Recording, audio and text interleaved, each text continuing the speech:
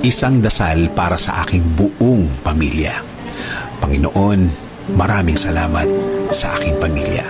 Maraming salamat at lagi silang andyan. Sila po ang aking inspirasyon, ang aking lakas. Sila po ang nagiging kakampi ko sa mga pagsubok ng buhay. At laging nakaalalay kapag kailangan ko ng suporta.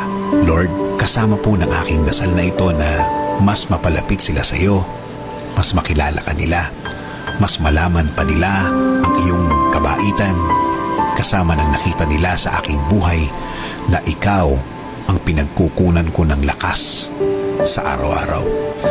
Kasama na rin ang aking dinadasal na tulungan niyo rin ang bawat isa sa kanila sa tuwing kailangan nila ng tulong ninyo, Lord.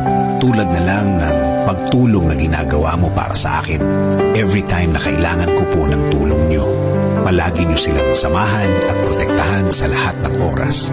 Alam ko po na napakadelikado na sa labas at kailangan nila ng proteksyon ninyo sa mga buhay nila, kasama na ang kani-kanilang mga trabaho.